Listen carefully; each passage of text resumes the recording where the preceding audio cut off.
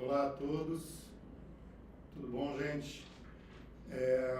Meu nome é Luiz Lucena, com grande prazer que estamos aqui para mais um evento de inovação do IA Soluções Educacionais, chamada IA Convida.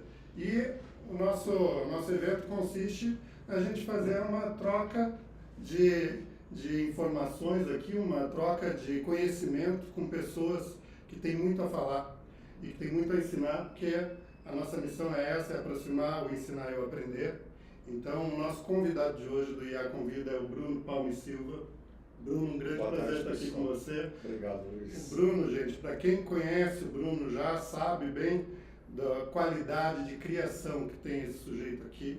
O Bruno, bastante gente conhece o Bruno como designer, como editor de arte, mas o Bruno além disso, bom, tem toda a parte da vida, né? Pessoal, pai, marido, e aí ele vai falar um pouco mais sobre a vida, a trajetória dele até aqui, mas o Bruno também é criador de texto, né? O Bruno tem uma quantidade de livros publicados. O Bruno já foi, inclusive, um dos textos dele já entrou no vestibular da UNB, é isso, né? Quem diria, né? Então, a ideia hoje aqui é a gente conversar sobre a linguagem visual. A gente sabe que um livro didático, ele é mais do que apenas o texto, o conteúdo que está escrito ali, a forma de apresentar também é conteúdo, né? E ajuda a compreender ou não compreender o que a gente tem para ensinar naquele material. Então, o Bruno vai um pouco passar por esse universo aqui da linguagem visual. Para começar, Bruno, eu me lembro de um texto do Eduardo Galeano que é um texto, um conto que o filho chega em frente ao mar pela primeira vez e vê aquela imensidão que é o mar. Aí ele olha para o pai que está do lado e fala assim, me ajuda a enxergar. Então é o convite que eu deixo para você ajudar a gente a enxergar os nossos materiais. Parece tão óbvio, mas enxergar é uma coisa bem difícil, né, Luiz?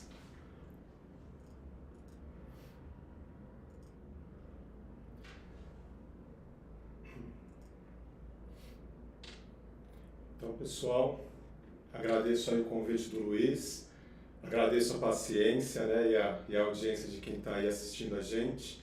Agradeço especialmente a parte de pessoas que têm algo a dizer, não acho que eu tenho muito, mas já acumulei alguma experiência aí ao longo dos anos.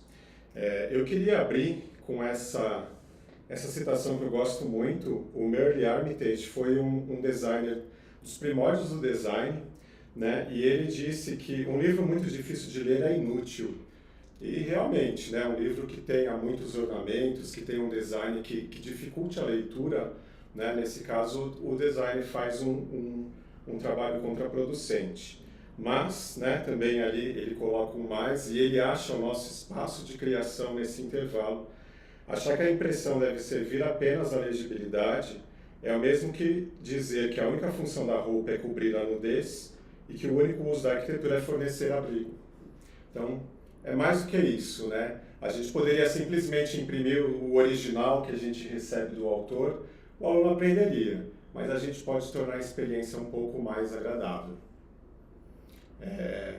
Hoje a gente vai passar aqui então por esses assuntos, né? Muito rapidamente, então estamos fazendo aqui uma apresentação. Eu queria fazer um comentário também muito breve sobre a história do design editorial, só para a gente contextualizar da onde vêm esses conceitos que a gente vai tratar hoje. Depois a gente entra aqui nos elementos fundamentais da linguagem visual, que é o nosso assunto de hoje, né? O nosso assunto mais importante. E depois eu quero finalizar com alguns exemplos e dar aí algumas dicas e trazer também as referências dessa fala que eu vou fazer. Então, para começar, queria dar um olá para vocês, já estou muito bem apresentado, também já dei um olá. O Luiz falou aqui rapidamente, então eu comecei em 2004 no mercado editorial, desde então já passei por várias funções. A minha formação principal é o design, mas acho que a gente gosta tanto de livro, a gente se envolve tanto com esses objetos, né, que acaba querendo aprender mais e vai ampliando a nossa atuação. Então eu escrevo um pouco também, tenho alguns livros de contos, crônicas. Como o Luiz falou, até tive essa experiência do meu blog na época, foi utilizado no vestibular da UNB. Sou pai, sou marido, que são dois papéis que eu me orgulho muito, além do meu papel de leitor e de designer, e quero agradecer muito a honra que vocês estão me dando de me ouvir um pouquinho. Eu considero, né, nessa minha trajetória, a gente aprende todos os dias e é uma honra mesmo, é uma alegria trabalhar com livros, que é algo que a gente ama, e aprender com colegas, autores, editores, revisores, iconógrafos, advogados, é toda uma sorte de pessoas que nos ensinam muito aí todos os dias. Ainda para começar essa nossa fala, na semana passada a gente teve bastante veiculada essa notícia, né, que o PISA, que é uma avaliação internacional aí que mede os rankings de educação, pela primeira vez incluiu criatividade como algo também a ser avaliado dos alunos. E, infelizmente, né, o que não é novidade para a gente, os nossos alunos brasileiros não foram muito felizes. O Brasil ficou em 44º entre 56 países participantes, e os nossos alunos de 15 anos, né, na média de 15 anos, conseguiram atingir somente 23 pontos dos 60 nessas competências de criatividade. A gente sabe que criatividade é algo muito amplo, né? É uma série de competências, de habilidades que tem que ser construídas de várias áreas, por várias frentes. Que vai dar outra live de criatividade depois, né? Olha só, então fiz o gancho até sem querer, pessoal. Mas eu julgo que o design gráfico, e como o Luiz falou também, né, naquela primeira fala nossa, o design pode ajudar nessa aprendizagem, o design torna mais fácil, o design educa, o design instrui. Então eu acho que nós temos a obrigação de colocar um tijolinho nessa construção conjunta aí da criatividade dos nossos alunos. Então agora passando aí por um histórico muito rapidinho, né, da nossa profissão, até para vocês saberem da onde né, como que começaram esses conceitos que eu quero tratar, dá para a gente dizer que o design gráfico, em especial o design gráfico editorial, tá, é uma profissão muito antiga, remonta lá aos primórdios da civilização, mas ao mesmo tempo também é uma profissão muito nova, que surgiu como a gente conhece aí há cerca de 100, 110, 120 anos. E por que dá para dizer isso? Porque nós, designers gráficos, já tivemos outros nomes no passado, né? Então, nós já fomos escribas, nós já fomos copistas, nós já fomos calígrafos, nós já fomos iluminadores, já fomos tipógrafos. Ao longo do tempo, a profissão foi se transformando, mas alguns aspectos permanecem os mesmos que a gente trabalha até hoje. O primeiro que é de transmitir uma mensagem, e não somente de transmitir uma mensagem, mas transmitir com beleza, transmitir utilizando algumas regras visuais, né? Os escribas no Antigo Egito já faziam isso. Os egípcios antigos tinham um sistema muito sofisticado de escrita, e eles tinham também códigos de cores que eles utilizavam, né? As representações masculinas, por exemplo, tinham uma cor, as femininas tinham outras. E eles eram tão sofisticados nesse papel que eles tinham até 8 tipos de papiros diferentes. Então, desde um mais simplesinho, mais barato para ser utilizado no dia a dia, até um mais nobre para ser utilizado ali nos decretos do faraó ou nos livros que eles enterravam junto com os mortos, e que chegaram até para a gente aqui 2, 3 mil, 4 anos depois. Então, o que muda é a tecnologia, os princípios vão se renovando também? Os princípios vão se renovando e, né, a estética muda também, mas os historiadores dizem que, em essência, já eram designers gráficos desde o começo. Também na Idade Média surgiram, né, esses livros maravilhosos que a gente tem até hoje. Esse da imagem é o livro As Riquíssimas Horas, do Duque de Berry.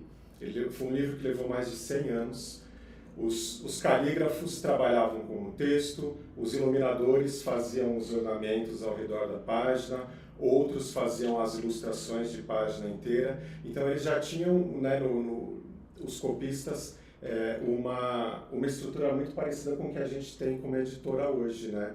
Um editor-chefe e várias pessoas fazendo várias funções para um produto final, que era o livro. Depois disso, na Europa. Isso já existia no Oriente, né, uma tecnologia parecida, mas Gutenberg criou os tipos móveis que possibilitaram, então, criar páginas com rapidez e que permitissem grandes tiragens, porque até então também a gente tinha métodos de reprodução muito parecidos com a xilogravura, né, de madeira, que era, imagina, você entalhar uma página inteira num bloco de madeira, e também era uma matéria frágil, né, que não permitia um grande número de reproduções. Gutenberg veio para revolucionar isso na Europa, no Ocidente. E tem um fato engraçado, que até eu coloquei ali na notinha, que dizem que ele chegou num povoado da França com as bíblias que ele tinha feito, e o pessoal acusou ele de bruxaria, porque não era possível tantos livros iguais produzidos num espaço tão curto de tempo. E eu acho interessante isso, porque mesmo tendo a imprensa, tendo essa tecnologia, a gente continua trabalhando com a criação artesanal, que depois é replicada, né? Mas no dia a dia, no fazer o livro, é o ser humano com outro ser humano ali em cima de uma criação de forma bem artesanal, né? De forma artesanal, de forma coletiva, né? Porque acho que até uma das coisas que a gente gosta muito nessa indústria do livro é que é uma criação de muitas mãos, né? Até que, por fim, a gente se tornou designer, né, na concepção do termo como a gente usa hoje, que houve na Revolução Industrial uma virada de chave ali que foi crucial para a gente. Porque até então, a mesma pessoa que concebia artisticamente o livro também era responsável pela reprodução manual, né? O mesmo tipógrafo que fazia o projeto da página era o que operava a máquina. E na Revolução Industrial surgiram máquinas mais complexas, né? Surgiu os sistemas de produções mais complexos, e foi necessário outra pessoa mais bem treinada, né, para fazer a reprodução. Então surgiu a figura do impressor, e o designer então passou a ser não a pessoa que reproduz o livro, mas sim a pessoa que projeta. A partir daí então foi que a gente se tornou designer, isso na virada ali do século XIX para o XX, no começo do século XX, e a Revolução Industrial trouxe isso. Então, a partir de então, o design começou a se tornar um campo que projeta ideias, né? Então, a gente passou a organizar estudos teóricos para dar conta até dessa herança que veio das gerações passadas. Surgiram as primeiras escolas de design, a Bauhaus foi a mais importante delas, e daí é que vieram, então, vários desses conceitos que eu vou apresentar para vocês em seguida. Aproveitando que vai entrar nos conceitos, eu vou deixar um convite para você que está assistindo a live, é o seguinte, às vezes é bom a gente aprender fazendo, né? Então, assim, se alguém tiver interesse em pegar um papel, uma caneta, um estojo de lápis de cor aí, e durante essa apresentação que o Bruno vai fazer, a fala, e brincando também, né? Testando esses conceitos, está feito o convite. Isso é bem legal. Quem puder, eu acho que vai ter um aproveitamento melhor e vai se divertir também. Então, a linguagem visual é um tipo de discurso, mas que não usa palavras, não usa sons. Ele fala através, né, de pontos, de linhas, de cores, de formas e dessas estruturas que nós vamos apresentar aqui. Antes de começar, também eu acho muito importante a gente trazer essa contextualização, especialmente no campo do design editorial, né? O bom design, ele tem que servir, ele tem que amplificar o discurso da autoria. Então, um design que vai criar concorrência com o discurso que o autor, que a autora está colocando no livro, não é um bom design, e ainda mais no nosso caso de livro didático, quando tudo tem que comunicar, tudo tem que contribuir para o aluno, né? E não é só o autor, a gente leva em conta também a edição, a gente leva em conta a iconografia, o jurídico, a revisão, o marketing, a escola. Então é uma infinidade de clientes que a gente tem que atender, e a gente tem essa responsabilidade e essa honra de materializar o trabalho de todo mundo num projeto gráfico. E quando eu falo aqui também, gente, de design gráfico, tá? É porque o processo editorial é feito de muitas caixinhas, né? Eu estou ali no projeto gráfico, mas eu incluo também nesse guarda-chuva do design diagramadores, editores de arte, ou de certa forma os iconógrafos, os ilustradores. Então, todo mundo que está envolvido na concepção visual do livro, tá? E também fica aí o convite para quem é autor, para quem é editora, para quem é revisor, que vocês também conheçam um pouco mais sobre isso, né? Para que a gente possa ter um resultado conjunto, para que vocês saibam, né, de repente, fazer uma encomenda, colocar os conceitos que vocês querem saber expressar melhor, saber o que esperar do nosso trabalho de designer, né, o que deve ser, o que pode ser sugerido, o que pode ser revisado lá no final. Legal a gente se aproveitar para se apropriar do vocabulário, né, também, para conseguir conversar numa linguagem que é a linguagem do designer. Né? Sim, sim. Então vamos lá.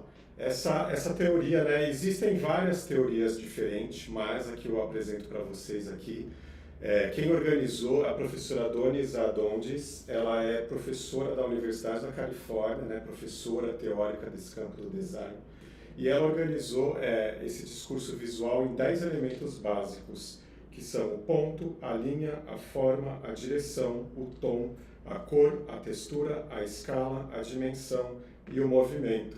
Juntando tudo isso, né, de uma maneira ou de outra, usando mais um ou usando mais outro, a gente tem o que a gente chama de composição, e daí é que a gente vai criar, né, todas as nossas páginas e as nossas telas dos nossos materiais.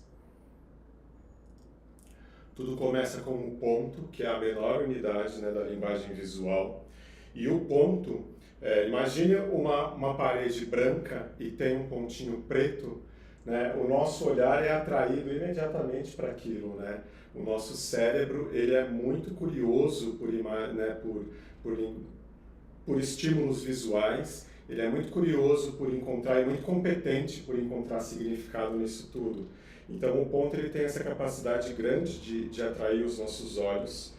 E também o ponto, quando você tem mais de um ponto, né, numa superfície, eles exercem outras forças também que a gente tenta usar no design, que são a fusão, o contraste e a organização. Então, com isso, a gente consegue criar um discurso utilizando essas formas. Eu coloquei até aí uma imagem das constelações, né, para lembrar que, então, desde tempos muito, muito ancestrais mesmo, o ser humano, ele é atraído por esses pontinhos luminosos no céu, e ligando esses pontinhos criou, né, todo um conjunto enorme de histórias.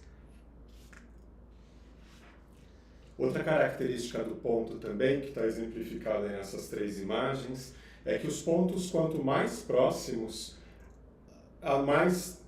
mais definida fica a mensagem. Então, quando a gente tem pontos muito difusos, o nosso cérebro não sabe muito bem o que aquilo né, o que aquilo significa, e quantos mais próximos a gente tem, né, essa definição maior do discurso.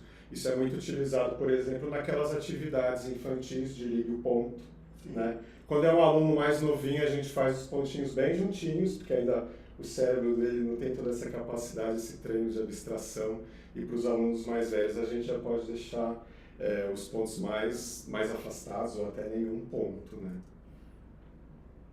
Existem 2 pontos numa página ou numa tela que são muito especiais e que a gente tenta também fazer um uso aí para privilegiar algumas informações.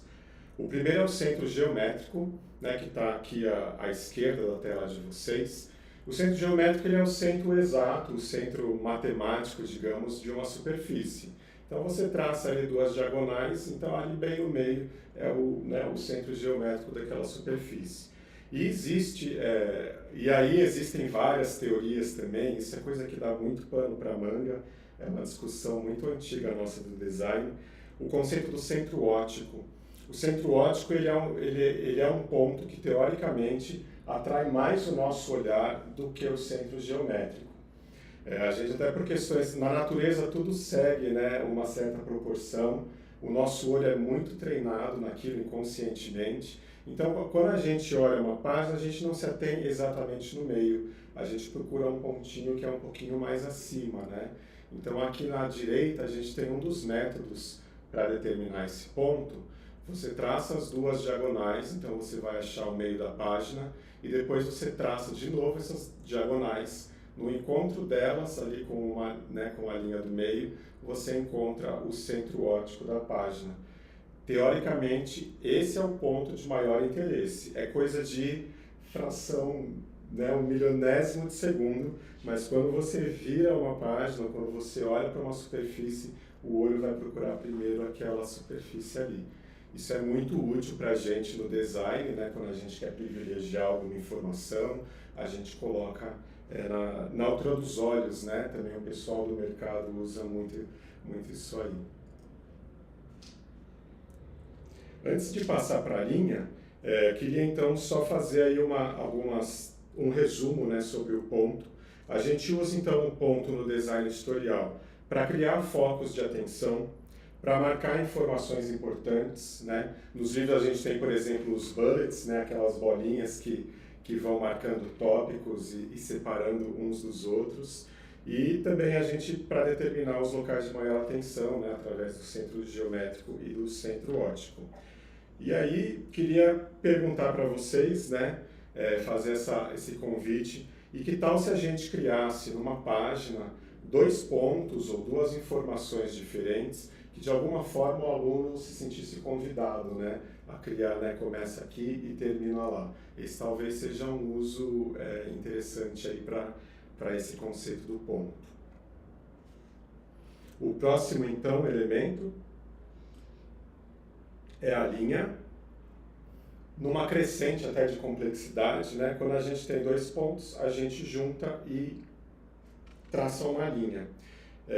A linha, ela também, o ponto ainda é muito simples, né? E na linha a gente começa a ter então uma complexidade de sentidos, e as linhas diferentes, elas expressam sentimentos diferentes também. Uma linha pode ser rígida, pode ser maleável, pode ser delicada, pode ser grosseira, pode ser indecisa, pode ser objetiva. Então, tudo isso a gente consegue imprimir ali numa linha. A diagramação também, a gente usa a linha, ela é muito útil, tanto para dividir quanto para ligar ou agrupar informações. E aqui eu tenho um exemplo. Temos aí algumas linhas, né? Então a gente pode verificar que elas não são todas iguais, né? E como é que você, de repente, descreveria cada uma delas, né? Qual que é a mais séria, qual que é a mais descontraída, qual seria, de repente, melhor para um material de ensino médio, um para ensino infantil. Então a gente pode usar toda essa gama de linhas aí para expressar diferentes conteúdos e para se comunicar com diferentes públicos. Tem até linha dançante ali, né? Temos uma linha dançante também. Então, é uma das interpretações possíveis, sim, né, Luiz? Então, sobre a linha, né, fazendo aí um resumo, elas são utilizadas pela gente para separar, agrupar ou ligar informações, também para delimitar áreas nas páginas, nas telas.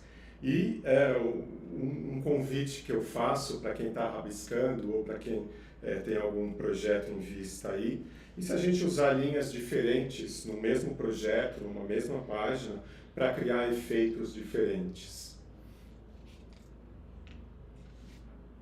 O próximo elemento é a forma. Então, a gente seguindo aí uma progressão de complexidade, quando a gente une linhas, a gente cria uma forma, né? E cada forma também tem diferentes personalidades, desperta sensações diferentes, né? E a gente tem que saber usar isso no nosso discurso visual. Existem 3 formas básicas, né, nessa teoria da linguagem visual, que são o círculo, o quadrado e o triângulo. Se a gente parar para pensar, todas as outras formas a gente consegue formar a partir dessas mesmas, né? Então, você colocando vários triângulos, você pode fazer uma estrela, você dividindo um círculo ao meio, você tem uma meia-lua, você somando 2 quadrados ou esticando um pouco, você consegue um retângulo. E essas formas derivadas têm, né, as mesmas personalidades das formas básicas, né?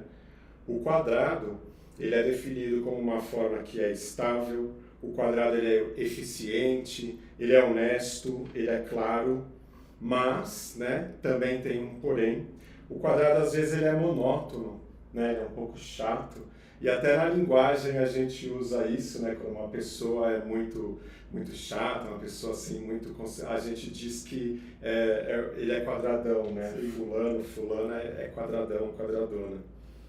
O triângulo, ele já é mais dinâmico, ele é jovial, ele é brincalhão, mas, né, o outro lado, o triângulo, ele é um pouco conflituoso, né? E daí a gente pode verificar isso. As placas de atenção, os avisos, quase sempre são em formato triangular. Então é uma forma que cria um choque na gente. Sim, você para prestar atenção na hora, né? E o círculo, ele é a forma perfeita, né? O círculo, então, ele é sábio, ele é acolhedor, ele é tranquilo, mas também, por outro lado, o círculo ele é um pouco repetitivo, né? Então você está sempre naquela mesma, não encontra um canto, não muda de direção. Tanto que a gente diz, quando a gente está perdido, que está andando em círculos, né? E é até uma metáfora nossa. Quanto às formas, então, a gente utiliza para delimitar porções de texto, imagens, né? E que tal se de repente a gente utilizasse outras formas, além da quadrada, além da retangular, para criar discursos diferentes nos nossos materiais? Normalmente a gente fica no formato quadrado, até porque é o que faz um aproveitamento melhor da superfície, mas de repente num conteúdo especial vale a pena, né, a gente testar o uso de outras formas. Quando você trabalha numa página, você trabalha num retângulo, né? Você trabalha em ângulos retos, né? Então, a tendência meio que natural é você usar muito esse formato, né? É verdade, acho que até por essa questão de aproveitamento do que se encaixa, então fica um desafio, né, para a gente utilizar outras formas nas nossas composições. A próxima é a direção. A direção, assim, já é um elemento mais conceitual do que concreto, né, como o ponto, a linha e as formas. E a direção surge a partir das formas básicas, né? As três formas básicas, elas sugerem direções diferentes, né? Que, obviamente, né, e como o que a gente tem falado, também trazem sensações diferentes. As linhas do quadrado, então, elas seguem nas direções vertical e horizontal. O triângulo, ele cria direções na diagonal, enquanto o círculo cria direções curvas, né? Então, aqui a gente tem um diagrama para mostrar. A partir do quadrado, então, a direção horizontal e vertical são as nossas referências mais primárias, especialmente horizontal, né? Que é a linha do horizonte, que os nossos ancestrais lá, inclusive, viam muito mais que a gente, né? A gente vive um pouco confinado. Mas, então, essas são as nossas referências principais e, por isso, elas trazem para a gente a sensação de estabilidade, de segurança, né? Também transmitem decisões mais firmes. As direções diagonais, né, que a gente surgem a partir do triângulo, já sugerem crescimento ou decrescimento, né, se você inverter a diagonal, mas elas são instáveis, elas são provocativas, né, e às vezes elas são até um pouco ameaçadoras. Então vale a pena também, quando a gente tem um discurso assim, disruptivo, algo que a gente quer quebrar um discurso, né, vale a pena de repente explorar direções diagonais. E as direções curvas, assim como o círculo, têm significados mais ligados à expansão ou à diminuição, né, se forem linhas que vão para dentro, ao acolhimento e ao conforto. A gente usa, né, esses conceitos de direção para guiar o olhar do leitor nas páginas e nas telas dos nossos materiais, especialmente se a gente quiser um sentido diferente, né, do sentido ocidental de leitura, que a gente já está acostumado. A gente também pode usar para quebrar a monotonia de uma página, então de repente o leitor vem naquele sentido, né, da esquerda para a direita, de cima para baixo, e ele encontra uma informação na vertical. Também a gente usa muito isso para encaixar textos ao redor de imagens, ou dentro de gráficos, dentro de mapas. Às vezes a gente se vira, às vezes não é tanto com intenção, mas é o que precisa ali, né? Sim. E fica então, né, uma sugestão, um pensamento, E se a gente, nos nossos materiais, começasse a explorar um pouco mais, né, das outras direções, da diagonal, das curvas, além, né, da horizontal e da vertical que a gente usa sempre? Será que a gente teria materiais mais dinâmicos? Próximo elemento é o tom, e o tom ainda é diferente da cor, tá? O tom, ele diz respeito à interação da luz com as formas. Então, quando a gente enxerga, né, uma luz sobre uma superfície, ela começa muito forte e vai sumindo até chegar na escuridão. O tom dá conta, né, visualmente, de simular para os nossos olhos essa graduação da luz. Então, por meio do tom, a gente consegue também distinguir a complexidade de uma informação. Por exemplo, uma ilustração que seja assim, um estilo mais flat, né, aquele estilo um pouco mais simplificado, ela tem poucos tons, né? Você vai ter ali no máximo um tom de luz, um de sombra e um tom médio. E quando a gente tem imagens mais sofisticadas, uma foto, uma obra de arte realista, aí a gente tem toda uma variação de tons para dar conta, né, e para trazer o realismo para a imagem. Outra coisa também bem interessante sobre o tom é que a fonte que a gente utiliza, né, o peso da fonte, o desenho da fonte, ele cria tons na página ou na tela que a gente está desenhando.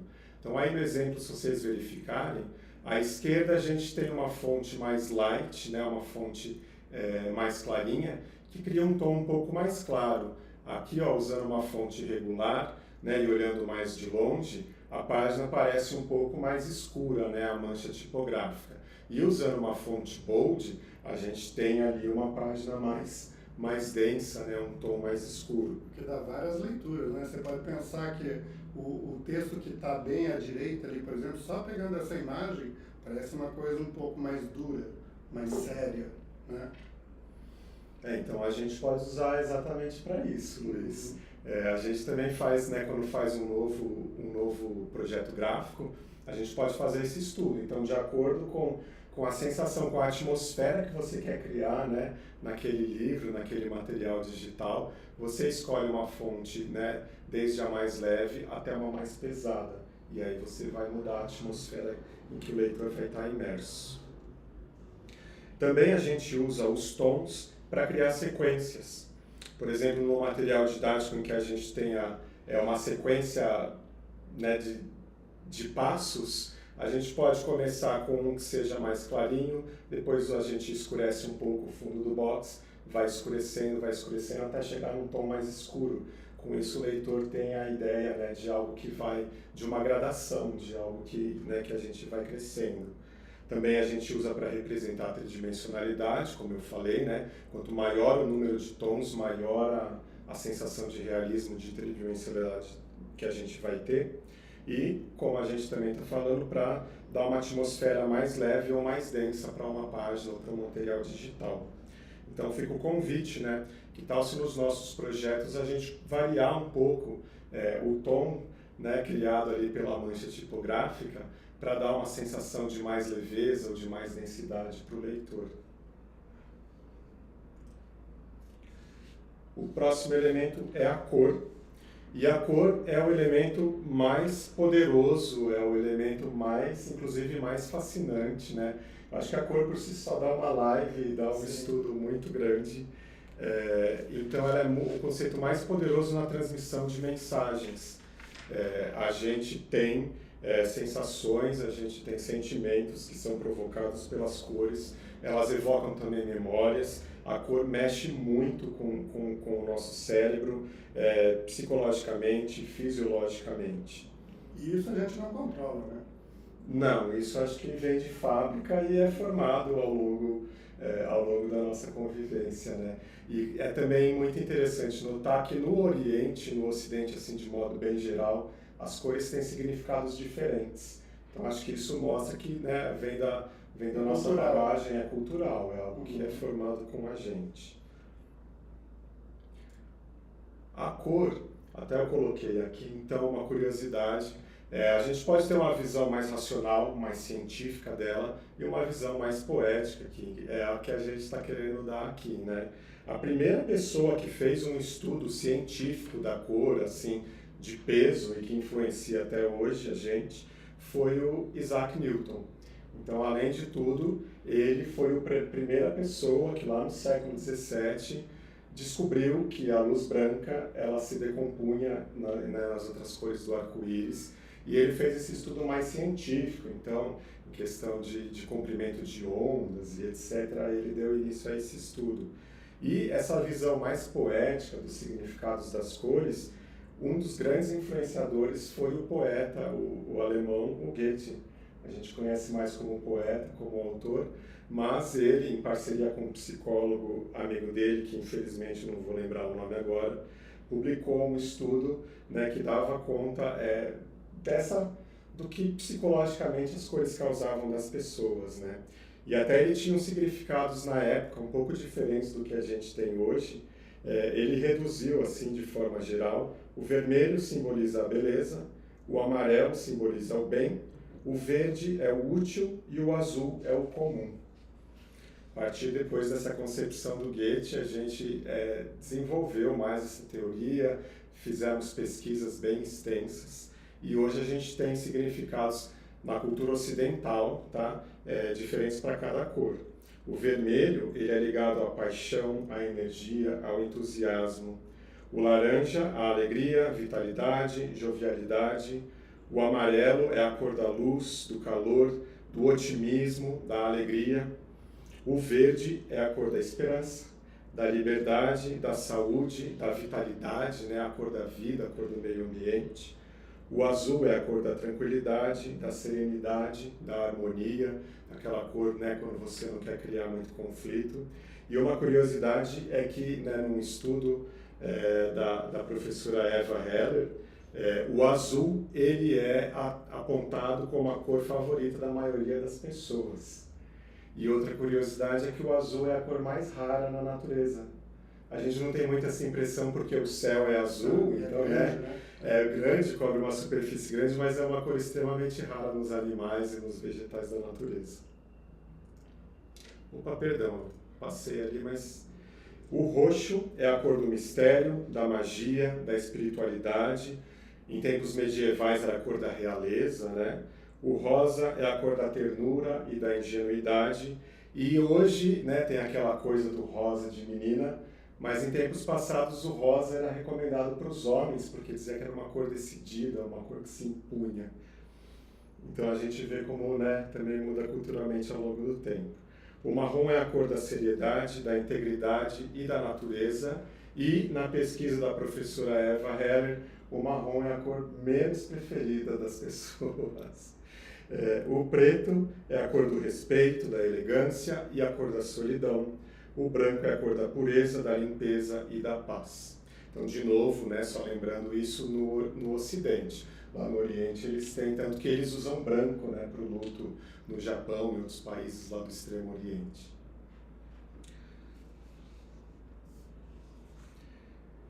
O próximo elemento é a textura, que é um elemento que já extrapola a visão e ele simula, ele ativa a memória de outro sentido nosso, que é o tato. Então, a textura é aquele elemento que dá aquela vontade de olhar com os olhos, sabe? A gente vê, de olhar com as mãos. Então, a textura dá vontade de tocar, ela simula, ela traz na gente essa sensação do tato.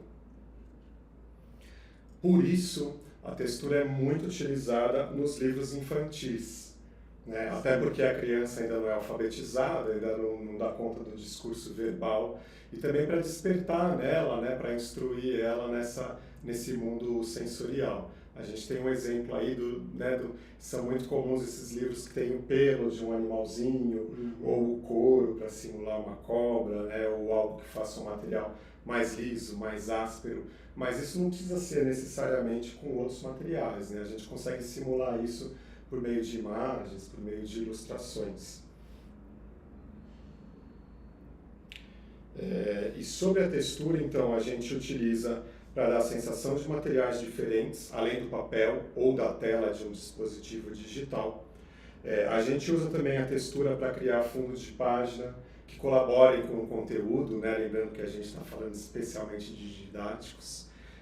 E será que, pensando um pouco, né? A gente mostrou até aí um livro infantil, mas será que só as crianças têm essa necessidade? Será que só as crianças merecem livros que tenham texturas bonitinhas, que deem vontade de ver com a mão? E se a gente, né, transpusesse esses conceitos para os alunos mais velhos também? O próximo elemento é a escala. A escala também já é um elemento conceitual, né? E a escala ele é um elemento de natureza comparativa. Então a gente só vai saber se um elemento é grande se a gente tiver um outro para saber que aquele outro é o pequeno, né? Às vezes isso não precisa estar sempre na mesma página, isso não precisa ser muito óbvio, porque isso pode estar gravado na memória do leitor. Então de repente lá numa página anterior ele viu um título que era grande, na próxima página ele vê um título menorzinho e o nosso cérebro faz essa conexão. O nosso cérebro vê que aquilo é de uma hierarquia menor, né? Uhum. É um conteúdo que está dentro daquele conteúdo maior que foi apresentado no título grande. Isso. Então a gente usa isso no design, como a gente está, né, na questão dos textos, dos títulos, também nas ilustrações, nas representações visuais. E a escala ajuda muito num dos conceitos do design, sabe onde a gente pode falar de conceitos de design, que é exatamente a hierarquia. Então aqui eu tenho um exemplo. Então a gente vai ter sempre uma coisa maior que a outra e isso pode ajudar na organização das informações. Ainda mais nos livros didáticos, que a gente crê que são muito complexos, né? Tem informações de vários níveis, de vários tipos de conteúdos possíveis. A gente pode usar a escala como maneira de organizar a hierarquia. Então a gente tem lá no comecinho uma frase que é maior, o nosso cérebro entende que ela é a mais importante do pedaço, né? E que tudo que vier depois vai estar subordinado. É o caso de um título de capítulo, um título de unidade, né? Um título de peso 1. Depois a gente tem uma que é um pouquinho menor, mas que ainda assim a gente vê, né, que tem uma importância maior, o texto corrente, e a gente pode ter uma fonte menorzinha ou até outra, e aí a gente vai criando a escala que é necessária, né, para o discurso dos autores, que de repente até o leitor pode passar por aquela informação e não vai, né, uma informação complementar, uma legenda, ele pode até passar por aquilo sem perder assim, o essencial do conteúdo. E a gente acaba fazendo isso mesmo quando a gente não tem muita opção de fonte diferente, por exemplo, com caixa alta e baixa. Né? Quando você vai mandar uma mensagem do WhatsApp que você quer chamar a atenção para alguma coisa, você põe em caixa alta, às vezes fica até mais educado. Né? É verdade, parece que está gritando, né? Então a gente utiliza a escala, né, nessa organização dos conteúdos e também, depois até eu tenho um exemplo ali de uso na ilustração e nas imagens.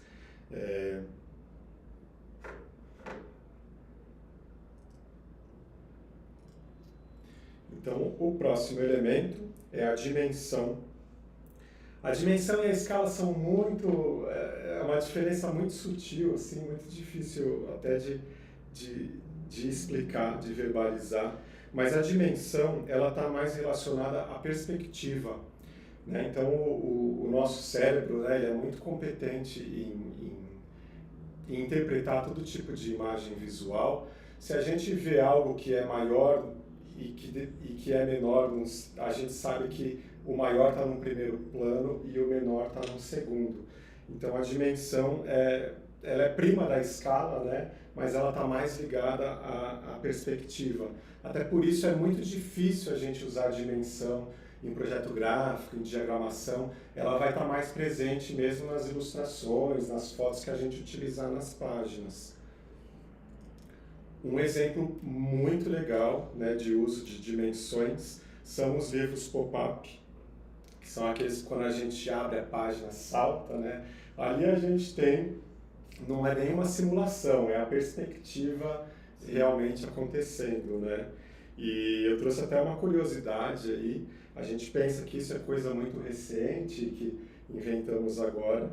O primeiro livro com uma estrutura móvel como essa, um livro que era interativo ali, né, para que o leitor movesse as estruturas, foi feita por um monge beneditino em 1240.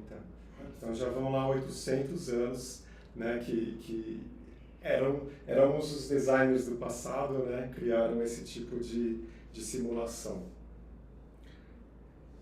E também a gente pode observar isso, especialmente naqueles murais da Renascença, talvez até nem nos murais, mas nos tetos. Né? Alguns artistas pintavam o teto dos salões das igrejas e olhando você tinha a sensação de estar olhando o céu, até em profundidade, inclusive. E a última, né, o último dos elementos da linguagem visual é o movimento. O movimento também, ele é um elemento mais conceitual, né, assim como a escala e a dimensão. E ele é a sensação de que um elemento, né, um ponto, uma imagem, um texto, ele está se movimentando na página, ele está seguindo um caminho. Nos materiais digitais isso é muito fácil, porque a gente consegue colocar movimento real, né? Já nos materiais impressos ou mesmo nos digitais estáticos, a gente tem que utilizar outras estratégias para simular esse movimento, né? Para que a pessoa tenha a sensação, né? E não o movimento em si. Então a gente pode usar direções, tons, escalas, né? Para criar no leitor essa sensação. Mas eu te digo, essa sensação eu tenho quando eu vejo esse slide ali e que eu vejo o azul e o branco, né? Verdade. O meu olho está ali brincando de escorregar no branco que está entre azul. É verdade, né? A gente cria até um looping ali. E um movimento muito importante para a gente que cria livros ou, né, ou objetos digitais aí de ensino é o percurso que o olhar faz, né, ao longo de uma página. A gente tem então aqui à esquerda, né, é o nosso sentido tradicional de leitura ocidental, né, da esquerda para a direita, de cima para baixo. Então a gente é instruído nisso desde muito cedo e quando a gente abre uma página a gente logo segue aquele sentido. Mas a gente pode criar sentidos diferentes ou alguns conteúdos também acabam criando sentidos diferentes no olhar do leitor. Então, dando um exemplo aqui, a gente tem uma paisagem no fundo, né? E olha o caminho, né? Um dos caminhos que o olhar pode fazer. Começa ali pela nuvem, daí ele vem aqui, daí ele reconhece as árvores, ele vai para casa, ele vê ali embaixo. Então, o olhar percorre, né? Isso é coisa muito rápida, mas o nosso cérebro percorre isso para fazer o reconhecimento, a leitura daquela imagem. E também quando a gente tem uma diagramação mais complexa, utilizando boxes aqui na direita, também o nosso cérebro vai percorrer, vai ler primeiro de cima, depois ele vai passar para baixo, né? Ali a gente tem duas colunas, ele vai passar da esquerda para a direita. Se for o caso de terem mais de umas, também a gente vai ter.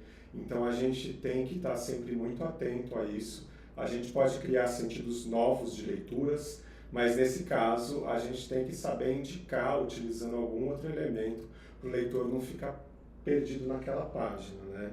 E tem que ser levado em conta também até a faixa etária do leitor, né? Um leitor de ensino médio, por exemplo, já é um leitor mais competente, ele tem um repertório maior, enquanto o aluno lá da educação infantil está sendo alfabetizado, então a gente tem que simplificar, usar sempre um sentido mais simples, né? Para não complicar a mensagem para esse aluno. E aí, né, fazendo um resumo do movimento, as páginas mais complexas, né, como é o caso dessa da direita, exigem do leitor, então, uma interpretação mais sofisticada.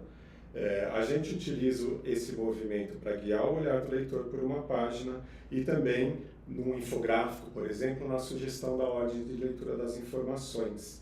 E aí fica a pergunta, né? Será que a gente precisa sempre seguir esse sentido, da esquerda para a direita, de cima para baixo? E se a gente, né, criar estratégias aí para de repente surpreender o leitor com um sentido diferente de leitura, né, num material especial?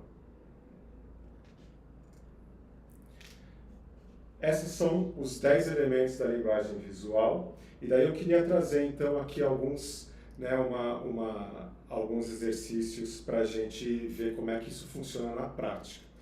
Eu gosto muito dessa imagem, até brinquei com o Luiz, tenho grande lá no meu escritório, então foi a que me veio na cabeça para trazer esse exemplo para vocês. Essa é a grande onda de Kanagawa, né, de um artista japonês, foi criada lá no século XIX e né, é uma obra simbólica lá do Oriente. E, né, a gente pode ver ali que tem vários elementos, né, uma composição toda em ação. E como é que isso funciona? Uma interpretação possível é essa aqui. Então veja como a gente tem um movimento, né, que cria então essa onda que vem encobrir os dois barcos. A gente tem direções, então os barcos eles estão apontando para um sentido, dá a entender então que eles estavam seguindo, né, na direção daquele lugar. A gente tem pontos, né, então quando caem das ondas aqui, ó, a gente tem essas gotículas, e podem ver como elas variam de tamanho e elas vão ficando cada vez mais difusas, assim como acontece na natureza, né? Então dando a impressão que aquela onda está se dissipando aqui nesse pedacinho. A gente tem o uso da cor, né? E ele elegeu aqui um amarelo ocre para fazer o céu. Traz um efeito diferente do que um céu azul, né? Qual será que é o efeito que ele estava querendo trazer? A gente tem tom, podem ver aqui, ó, na superfície dessa nuvem, como ela começa com um branco bem clarinho e aí ela vai escurecendo até chegar lá num cinza quase preto no final. Então isso cria na gente uma sensação de perspectiva e acho que um recado também que é uma nuvem pesada, uma nuvem de chuva, né? A gente tem linhas, então compondo, né, toda essa imagem. A gente tem uma forma lá no fundo que inclusive ele é o protagonista, né, da série de ilustrações desse artista. Então tem a montanha triangular lá no fundo, isso comunica algum sentido também. E a gente tem textura, né? Nessas ondas aqui da frente, dá para a gente quase sentir, né, que tem essa espuma mais branquinha, uma outra que começa a se fundir com a água e ficar um pouco mais azul. Mas, cuidado, né? E vejam, usei um triângulo, usei vermelho, então cuidado. Eu costumo dizer, né, fazer essa brincadeira, que se tudo é especial, nada é especial. Então, às vezes a gente tem uma intenção, uma vontade muito grande, né, de chamar a atenção do aluno para uma informação, para outra, para outra, para outra, e tudo naquela página é importante. Se a gente torna tudo, se a gente coloca vermelho em tudo, triângulo em tudo, direção em tudo, a gente perde sentido, até porque o design trabalha também com contraste, né? Esse é outro dos princípios do design. A gente só vai ver, o aluno, o leitor só vai reparar que uma informação é especial se ela estiver contrastando com outra que não é tão especial assim. Então a gente tem que ter muito comedimento, a gente tem que ter uma medida aí no uso desses elementos todos. Saber hierarquizar também, né? Aqui o importante é a gente passar esse pensamento, passar essa informação, e para isso eu vou usar determinado elemento, determinada cor, determinada forma, para dar aqui uma tensão maior ou uma leveza maior. Saber o que você quer, né? Quando você está fazendo uma produção visual, né? E aquela coisa, né, Luiz, que dizem que a simplicidade é o último grau da sofisticação, né? Então, se a gente souber usar com inteligência esses conceitos todos, a gente vai conseguir trazer aqui, né, o que realmente é importante, sem carregar demais, sem criar muito conflito, muito ruído na comunicação com os leitores. E para terminar, eu trouxe então alguns exemplos. São todos materiais produzidos aqui na casa. Eu tive fuçando aí na nossa nuvem. Não deu para trazer muitos exemplos, até também para não chatear muito vocês. Mas queria mostrar que os meus colegas, eu só trabalho com gente talentosa e que sabe aplicar esses conceitos todos com muita competência. Aqui a gente tem então um exemplo de abertura de página e a gente consegue ver aqui um uso muito legal da cor. Né? A autora queria trazer esse conteúdo, então tratar de repente de cirurgia, de anatomia. A gente tem a imagem desse médico e a página da direita, o diagramador preencheu toda nesse tom de verde. E não é exatamente um tom de verde que lembra a gente de hospital, de coisa de médico, né? Então foi uma escolha muito, muito feliz para o fundo dessa página. Aqui também a gente vê o uso de alguns pontos. É a abertura de um capítulo, a gente tem aqui um ponto, né, um pontão, mas que ele segue uma linha, então, né, o diagramador usou essa linha para trazer o olhar do aluno até o próximo ponto de interesse, que seria o início dessa sessão aqui. Então, né, a gente vê aí o uso de vários elementos aí a favor da aprendizagem dos leitores.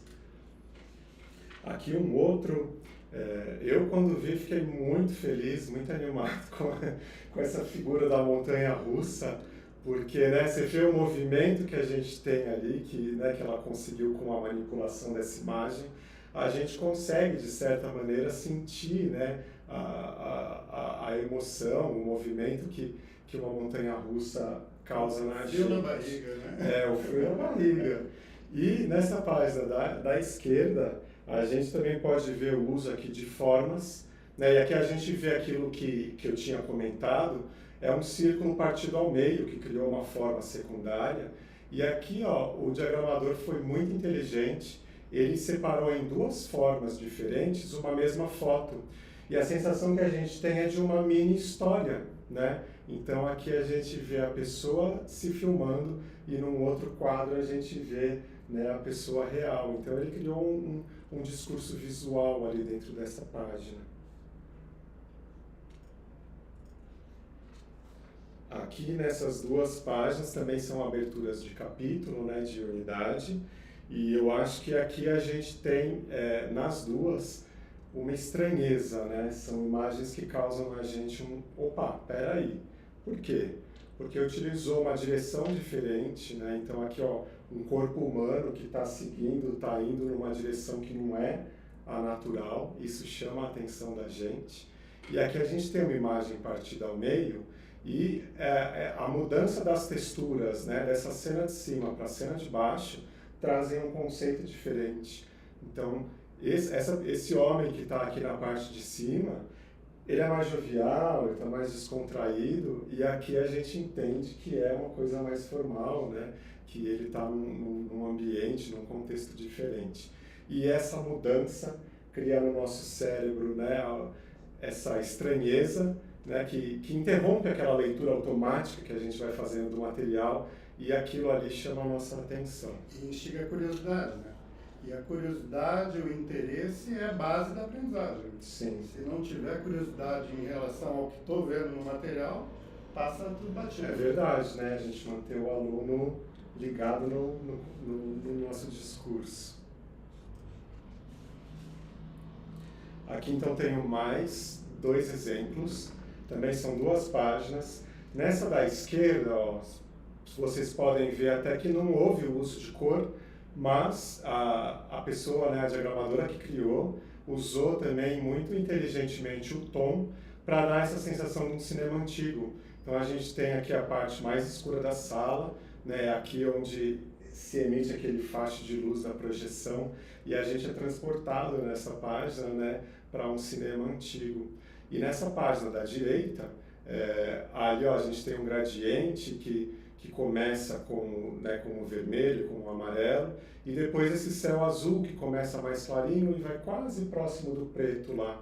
Então a gente tem essa sensação de estar dentro de uma cena, de estar vendo um pôr do sol, de estar vendo, né, um dia que está acabando. E isso com certeza traz nos alunos alguma sensação. E aí, por último, também 2 exemplos aqui. Esse é o material contado. A própria linguagem desse material já é diferente, né? Porque é um material em quadrinhos, né, Luiz? Sim. Mas olha que o uso da escala, como eu estava comentando, é um material que vai tratar de sentimento, de medo, sentimentos difíceis de explicar. E o ilustrador, olha como ele fez. Ele desenhou a personagem bem pequenininha, em contraste com essas outras pessoas que são até sombras, né? Então tem aí o uso também da cor, mas vendo ela pequenininha no meio dos outros grandes, a gente tem essa sensação de solidão, dela se sentir pequenininha, né? Sozinha no mundo. E aqui nas primeiras páginas da história ele reforça isso, né? Ela é pequenininha e quando ela acorda a gente vê que ela tem um tamanho normal, né? Ela não é daquele jeito. Então é isso, pessoal. Era isso que eu me propus a trazer para vocês hoje. E eu queria encerrar, aliás, antes de encerrar, gosto muito dessa fala do Jorge Luiz Borges, que além de escritor maravilhoso, também foi um apaixonado por livros, acho que em todos os sentidos possíveis. E numa das entrevistas, ele falou, né, que a tarefa da arte, do design, da autoria, é essa. É transformar o que nos ocorre continuamente, o que acontece com a gente no dia a dia, o que é corriqueiro, né? Transformar em símbolos, transformar em algo que possa durar, né? Que possa permanecer na memória das pessoas. E esse, inclusive, é o nosso objetivo aí com o material didático, a gente fixar o conteúdo, né, na memória dos alunos. E ele diz, né, que o nosso dever é nosso dever esse, e nós temos que cumprir com ele, senão nós nos sentimos muito infelizes. Eu acho que isso traz um pouco da alegria que a gente sente criando materiais, e especialmente quando a gente tem aqueles vídeos ou que a gente tem acesso a algum aluno e a gente vê, né, as crianças, os adolescentes, os adultos aprendendo com o que a gente criou. E por fim, eu queria também trazer para vocês algumas dicas para quem se interessar aí por saber um pouco mais da área, acompanhar um pouco mais. É muito difícil escolher uma coisa só, porque e nisso o Brasil é muito privilegiado, a gente tem designers ótimos. Então eu escolhi esses 4 conteúdos, todos no Instagram, tá? Vocês podem procurar tanto pelos códigos QR aqui, tanto é bem fácil achar pelos nomes. O Clube do Livro do Design surgiu, acho que faz pouco tempo, aí, coisa de uns 2 anos. E eles editam por crowdfunding, mas depois fica à venda também lá no site do clube, livros contemporâneos de design. Até o pessoal que faz toda a produção, a tradução, né, a diagramação, e são de discussões contemporâneas, né, e muito importantes, muito interessantes para a gente. Também eles têm um clube de leitura para quem quiser participar, e o pessoal troca ideias, e é bem interessante, muito enriquecedor. Também aqui, ó, bem novo, o pessoal criou a Seiva, né, que é assim, eles trazem cursos, eles trazem conteúdos, eles da área criativa, não só do design, mas das artes visuais, da música, e eles têm, que eu acho também muito legal e recomendo, uma newsletter, que é grátis, que todos os dias eles fazem uma curadoria do que está acontecendo, de conteúdos bacanas que apareceram na internet sobre essa área criativa. Aqui o Estúdio Arado é um pessoal né, que eu admiro muito o trabalho. Eles são um estúdio de design, mas já começaram a extrapolar um pouco isso, porque eles fazem o resgate e a pesquisa da cultura rural brasileira. Então é um design que conversa com o caipira, que conversa com o sertanejo, que vem das nossas raízes, um design genuinamente brasileiro, né? Brasil profundo. Brasil profundo. Eles criam peças, eles, né, têm peças à venda, e eles trazem também muito dessa pesquisa deles, então é muito, muito enriquecedor acompanhar o conteúdo deles. E a última recomendação da editora Olhares, que, assim, dentre as várias editoras que trazem também esse tipo de conteúdo, mas a Olhares é atualmente, assim, acho que é a editora que está trazendo mais livros de design, de arquitetura, de artes, então títulos bem importantes, como esse da psicologia das cores. Também eles divulgam conteúdos, né, além de somente vender o que eles produzem, então vale a pena acompanhar o trabalho do pessoal. Para quem não conseguiu pegar, não se preocupe, que a gente vai deixar a live disponível no YouTube.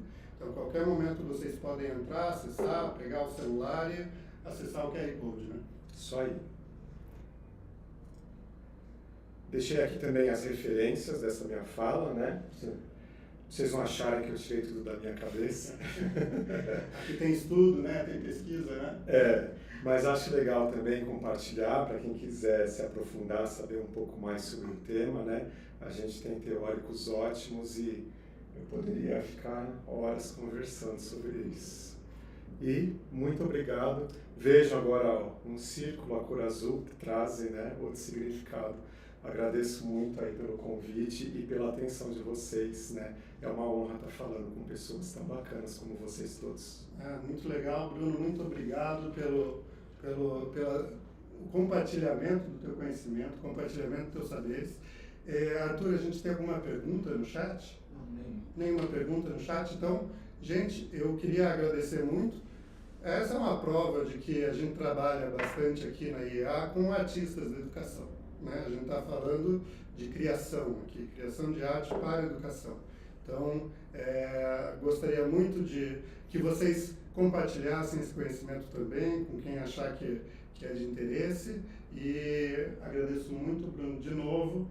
Obrigado, pessoal, pelo tempo de vocês. Um abraço. Obrigado.